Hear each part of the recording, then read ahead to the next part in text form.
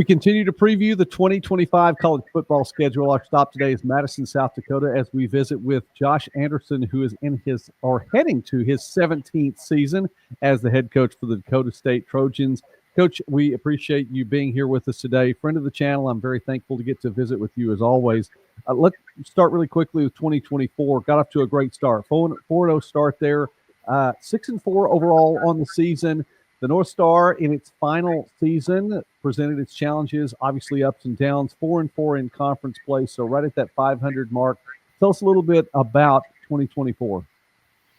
We did get off to a great start, and starting 4-0 was great, but in the first quarter of our third game, we lost our starting quarterback, Trey Heddick. It was just incredibly unfortunate because it was a season-ending injury, and that was a game where offensively we beat Jamestown, but offensively we didn't score any points. We scored 16 points on defense and beat them 16-6. Real gritty win, and so just really, really proud of our team at that time, our defense to be able to just step up, obviously play a phenomenal game when we needed them the most. Gave us time to just kind of get our feet set because all that happened in the middle of the game, and then we put a week together of, okay, we're 3-0, we're going into Valley City, North Dakota, and they're difficult anyway, and their defense is really good. Now we're coming in with a quarterback situation, and we don't know what we're going to do. So we grade out during the week between two quarterbacks. We settle on a true freshman because he seemed to do pretty good during the week and was moving the ball for us. And it was kind of it was a defensive battle for a while. And our biggest thing was offensively, we didn't put ourselves in situations to hurt our defense. And we ended up with really good field position and scored some good points, being able to run the ball on the ground. And our quarterback at the time did a really good job of just being efficient. And we ended up winning a tough game, going 4-0, and then we go into a bye week. And I've never been 4-0 in the 16 years previous here. I have before in my life, but not here at DSU. So it was really exciting, and honestly got a little arrogant because then we came off the bye week. We're playing at home against Mayville State, and they're off to a good start and doing really well. And I think we just got too comfortable and complacent is what we basically figured out, because we ended up with so many different crazy things that happened in that game. We ended up losing by 1 and just scratching our heads. And then Dickinson State comes into town. And then we had 6 turnovers, and they're good enough anyway. We don't need to help them out. So we end up losing to them. Then we go back to Jamestown, and just again, some really crazy things that we did offensively that put us in some tough spots, and ended up losing by 8. So we lost 2 games by total of by 7, and then we lost 2 games by a total of 8 points, and then lost to Dickinson. Then we went 4-0 and then 0-3. And at the time, everybody just seemed so tense that I called in the seniors and some of the upperclassmen and just like, hey, what's going on? I got my opinions, but I want to hear from you guys. And they were just playing so tight, like trying not to screw up rather than just playing fast and fun and just being loose.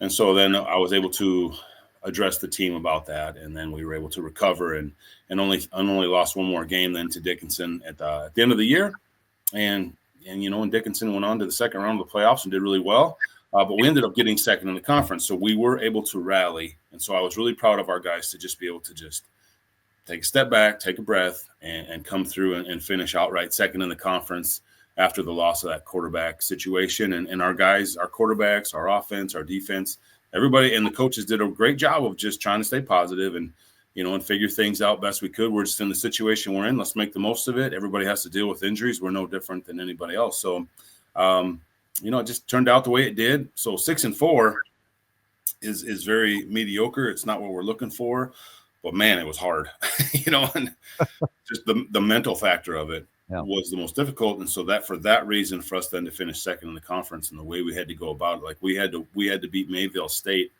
at their place after they came down and beat us. And that came down to the last series. It was a really good battle, and we ended up getting outright second in the conference then.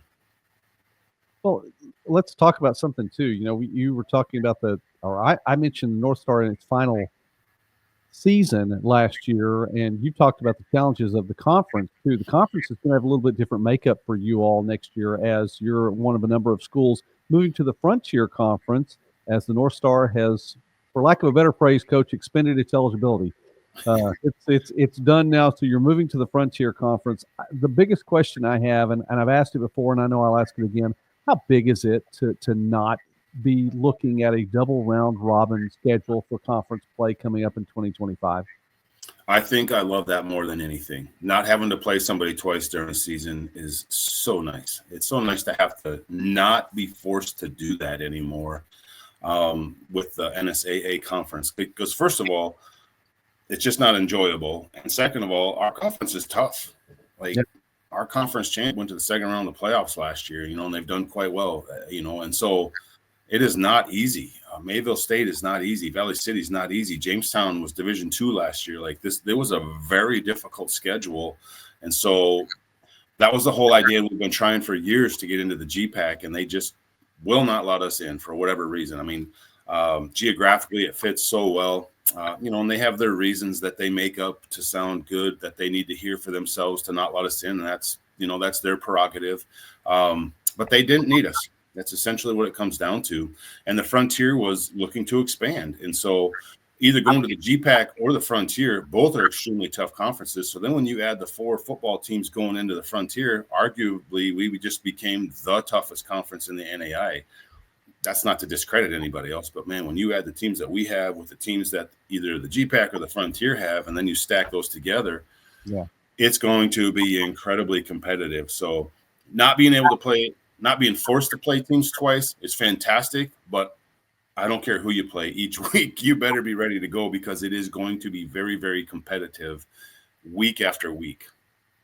You're going to have to put together some new books for some of these teams out there. You don't have the files on them. I'm sure in 16 years, you have files on a lot of these, man. Some of those schools out west, you're going to have to put some new files together.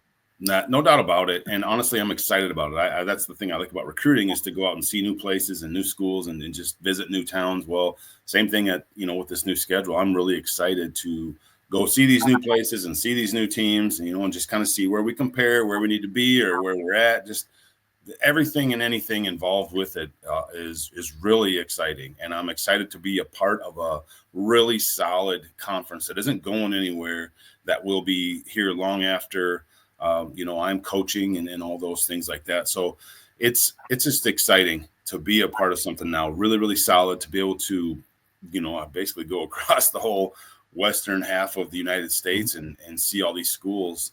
It's really expanded our recruiting. It's really just done so many good things for our programs, and I'm pumped. Well, I'll talk a little bit more about the schedule here in just a moment, Coach. Let's start previewing 2025. You talked about Trey going out in week 3. Is he coming back? That's one of the questions for the offense. Let's start right there. And Ty Sortman, another expended his eligibility thing that's going on. Star running back, put together, I'm sure, so much more than just the yards he gained on the ground. He's used his eligibility. The offense is going to have a little bit of a different look in 25. Yeah, I'll start with Tice because he's no longer coming back, but he was just such a well-rounded athlete, such a great leader, such a great person from a great family. And his 3 years with us, his first 2 years, he was so injured he hardly played at all and was second-team all-conference running back both years. And this last year, he finally put together a full season. And I mean, he was unanimous first-team all-conference running back. It wasn't even close. He also punted for us, but he is such a complete back. Out of the backfield, he can block. He can catch really well. He can do some great things, obviously, when he has the ball in his hands, whether you hand it off or throw it to him. So he'll be missed in so many different ways than just the position of running back.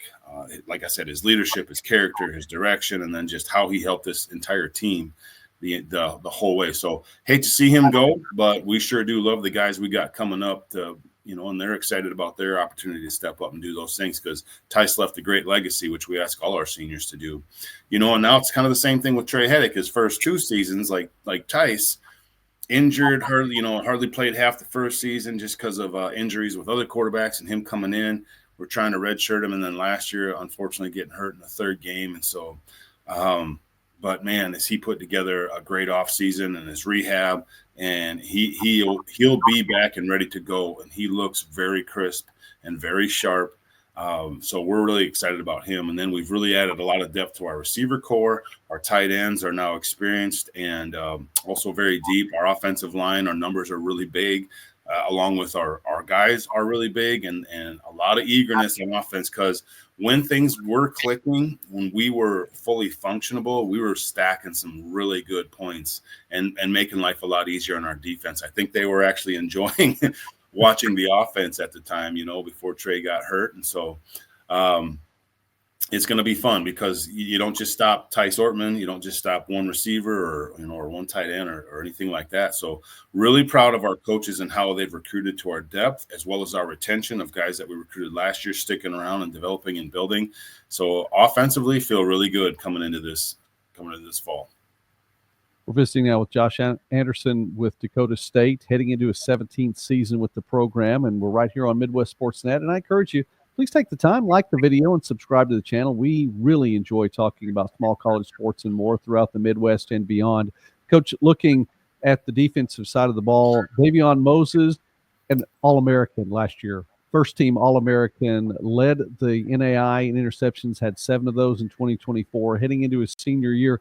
A transfer from Kilgore Junior College. And, Coach, I have to ask, if you couldn't bring the Rangerettes into town, maybe you got the next best thing? I tell you what, Davion Moses ended up being a huge asset to our defense. He took away half the field at one of the cornerback positions. We knew he'd be good, but boy, he came in and just, he just brings an aura and an attitude about him and a work ethic. Came in a little bit out of shape. Our defensive back coach was like, he's out of shape. He's slow. He's tubby. And and I'm watching drills and I'm like, I don't know. He looks kind of good, but I'm not over there all the time. And, by the time he did get himself into shape, he just understands the game. He's very fluid. He's very quick, can change direction really well, and ended up being a first-team All-American in the NAIA. And so having him back is huge. And so at the same time, we lost another senior cornerback last year, Blake Duran, who's now helping us coach, who was solid, was just always just steady Eddie, solid. Had a lot of action coming his way because people started to figure out Davion at the end of the year. But people will know Davion going into next year. And we've kind of tried to warn him about, hey, you might not have the same numbers. You might not get as many throws coming your way into the boundary, but we did a good job of recruiting to fill that other side, to make sure after Blake was gone and some of our guys developing, okay, if Davion's going to sit over here and they're just not going to throw him the ball, we better make sure somebody over here is going to be exceptional, because we want to force them to throw the opposite side and just have no options. And our free safeties are incredibly talented. And one guy we've had to have sit out for 2 years, just some crazy injury issues. And so some really good depth coming up there, along with Caden Eng at that free safety spot. Just a huge starter last year for us, scored a lot of points for us on defense and just did some great things. Our linebackers are absolutely loaded. Really excited about that. Terrence Sir, Gabe Chambliss, Cole Paulson. We've got Jordan Cooper on the other side, along with Oscar Koistra. Just a lot of depth that we can rotate guys in and really not skip a beat in that 3-4 defense. And then our defensive line, we've been trying like crazy for the last few years to be 3 deep, and we're there. And there's a lot of size and speed and really, really good depth on our defensive line. And so, we'll have the same issues that everybody has. If you deal with injuries in the key spots, that really plays a big toll. But we really feel good about our depth now. I don't want to test it out. I'm not, I'm trying to knock on wood, but even at quarterback, for the last 5 years, we have not played Dickinson State with our starting quarterback, and they've been conference champs the last 10 years and doing a great job. But really love to just play them and see if we can't be competitive at least with our starting quarterback. And so just want to keep everybody healthy, but offensively and defensively feel pretty darn good about how things are going this summer. Our retention, our summer commitments have been through the roof. Our biggest issue now is trying to get guys jobs in Madison. It's not a huge town. A lot of fun around here, a lot of lakes, a lot of summertime activities that make it a really fun town, but jobs seem to be scarce with the amount of guys we have sticking around. So it's a good problem to have, but it is an issue. Yeah, that's something that's not often talked about too. So that's a big deal if you want to have that summer retention. You're talking about the numbers you want up there. I think one of the big things too, Coach, you mentioned that, going 3 deep on the line. I don't think it's glossed over, because I know coaches talk about it, and it can be a talking point how many games are won in the trenches on the line on both sides of the ball there. But to have that kind of depth, is just it's wow, Coach. I mean, that's a luxury. Yeah, it is. And it's something that, North Dakota State has really taken pride in with their defense. They, the code green is how they call that. And the reason that they've had a lot of success, they've had a lot of talent, but defensive line wise, they've been trying to be three deep. And then SDSU mirrored that and really took that game plan and ran with it and has had also such great success there, and coming from, playing at one and coaching at both schools, it was like, well, now we're in the situation where we switched over from a 4-3 to a 3-4 to really help with that.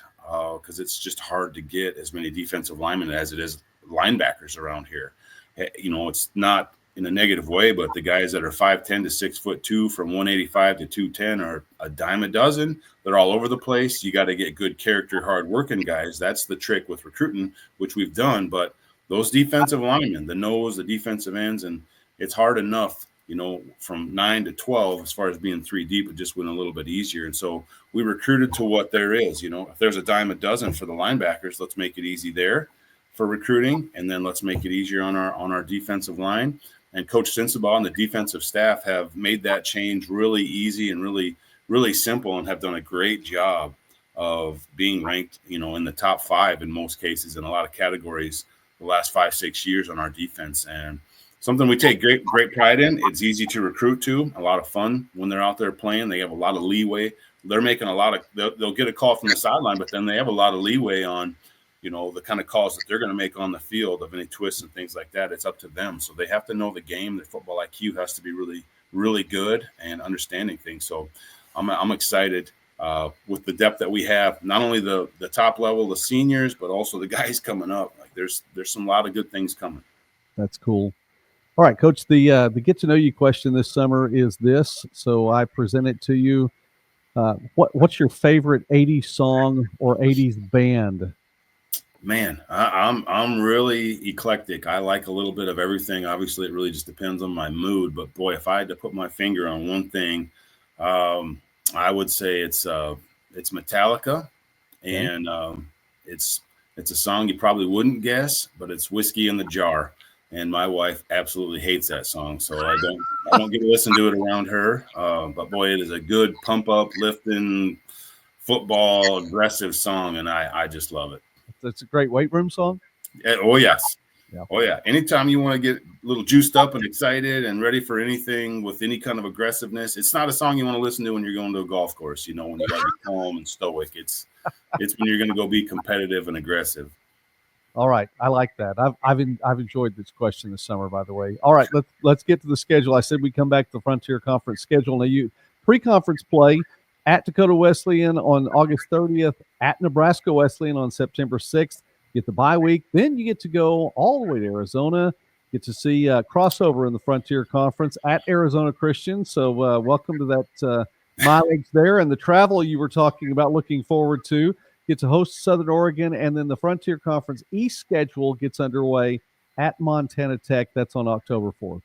Yeah, I mean, looking at that schedule, and then our athletic director, Bud Postma, our director of athletics, I got to say that correctly, he's got a map of where all the schools are on the Frontier Conference for the football-wise. I mean, it's very broad, but it's pretty exciting because it's like right away we're like, are we taking buses to those places? Because that's not going to be good for anybody, coaches, players, school, and then you want to win, but we're going to be in a bus for 3 to 4 days. Like, I don't know about that. But our school, our president, our business office, our director of athletics, boosters, donors, everybody involved have done a great job of making sure that doesn't happen in all sports. And so we are flying to Arizona, and I don't want to go past the Wesleyans. Right, Dakota Wesleyan is always tough. It's a competitive, game. We recruit the same athletes. We got brothers on each team. We got obviously teammates from high schools on each team, and it's just fun because we've recruited both athletes. A very good rivalry game. I don't think it's a negative rivalry game. I think it's a competitive, fun, exciting rivalry game. But we get after it. First game, so. You got to be ready. Both teams are fresh and excited and ready, and there's no records already, so it doesn't matter. So, and then we play in Mitchell this year, and they got us the last time we were there, and so we keep that in the back of our mind. And then we play Nebraska Wesleyan. I think we maybe shocked them last year. I think the 2 seasons previous, we were 1-9, and we were their first game at home. And I think they were expecting a 1-9 team, and we were anything but, just because of the injuries we had. And they didn't know that, or didn't do enough research to know it. I don't know, but they were not ready for us. And so I think it'll be a different ball game from their side this next year, where they come up here. But that'll be their first game, and we're coming off our first game, so we'll have to deal with the injuries, which they won't. But you know what? They're a good team regardless. They've got a good tradition going on down there. And then we fly, which is the exciting part. Really easy to recruit to when we're talking about, hey, we're going to fly to Arizona. And so there's a lot of parents and a lot of alumni that are like, oh, we're going to fly down there with you. Where are we going? What are we doing? And then we have a ton of DSU alumni that's already living in Arizona, including about 50 members of my family. So we'll have a lot of Anderson family relations down there at that game. But it'll just be fun. We'll be ready for the game rather than just enjoying a vacation or anything like that. And then Southern Oregon, top 10 team in the nation, year in and year out, is flying in here to Madison. And so Arizona won't be easy. The Wesleyans won't be easy. And then we get Southern Oregon, and then we go flying out to Butte, Montana. So we're going to take the second flight out to Butte, Montana, and play Montana Tech. Again, another perennial top 10 team in the nation, not just the conference, in the nation. And I hear it's pretty rowdy, pretty crazy with their crowd, which I'm also excited about, because when I played at NDSU, we went and played at UND. I mean, that they were a bit brash, and very vocal in a non-church environment sense. And so I'm kind of guessing that's what it's going to be like out in tough Montana Techville, out in Butte. And so, but also excited to be in those kind of environments. That's what you want to play in and be involved in. And then when we fly back, we turn around and we drive out to Dickinson, which is an 8-hour trip out there. So it doesn't get any easier any week, but that's just something we're going to have to get used to, because we're playing in the Frontier, and here we go. That sounds like fun. Coach, when I say we're going to be following you this season, I don't say that lightly.